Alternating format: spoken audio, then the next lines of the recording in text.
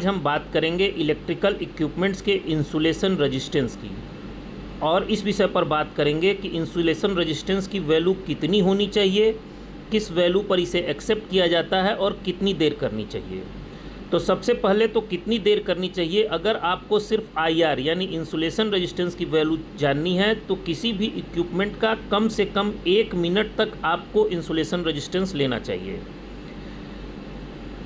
अब इसकी वैल्यू कितनी होनी चाहिए, तो अगर LT मोटर है, LT मोटर मतलब लो वोल्टेज मोटर है, यानी 1 किलो वोल्ट मतलब 1000 वोल्ट से कम रेटिंग का कोई भी मोटर है या स्टेटर है, तो उसका इंसुलेशन रेजिस्टेंस की वैल्यू 1 मेगा ओम के बराबर होनी चाहिए, इससे कम नहीं होनी चाहिए, इससे ज़्यादा जितनी हो उतना अच्छा।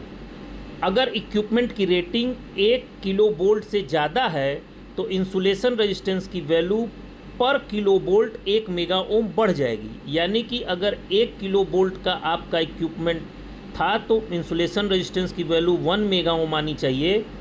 अगर इस इक्विपमेंट की रेटिंग 1.5 किलो वोल्ट हो जाएगी तो आपका इंसुलेशन रेजिस्टेंस यानी IR वैल्यू जो है 1.5 से कम नहीं आना चाहिए।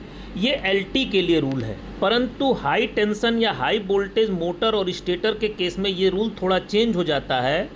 जितने kV का आपका मोटर है उसका इंसुलेशन रेजिस्टेंस दैट kV + 1 होना चाहिए। फॉर एग्ज़ाम्पल, अगर आपका मोटर 6.6 kV का है तो इसके मेगर वैल्यू यानी इंसुलेशन रेजिस्टेंस 6.6 + 1 = 7.6 मेगा ओम से कम नहीं आना चाहिए। ये IEEE स्टैंडर्ड भी कहता है। अब आते हैं हम HT केबल पर। HT केबल की वैल्यू 100 मेगा ओम से कम नहीं होनी चाहिए, परंतु इसमें वेरियस फैक्टर डिपेंड करते हैं जिस पे कि हम इस केबल को एक्सेप्ट भी लो वैल्यू पे भी एक्सेप्ट कर लेते हैं। तो 3 बातें एकदम थंब रूल की तरह याद कर लीजिए।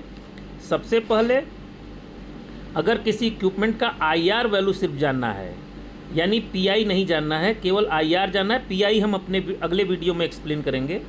अगर सिर्फ IR वैल्यू जानना है तो LT मोटर्स यानी अप टू 1000 kV तक का अगर मोटर है, यानी घर के इक्विपमेंट है, 220 वोल्ट 415 वोल्ट के इक्विपमेंट हैं, अगर इनका IR वैल्यू 1 मेगा ओम तक आ जाता है तो ये पास है और ये चलेगा।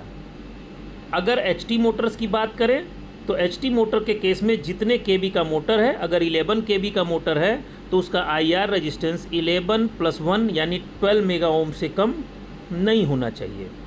अगर हम HT केबल की बात करें तो HT केबल के केस में उसकी वैल्यू 100 मेगा ओम से कम नहीं होनी चाहिए। ये सारे रूल मैंने थंब रूल टाइप से बताए हैं, जिससे आप तुरंत जो है जान सकें कि कितना होना चाहिए।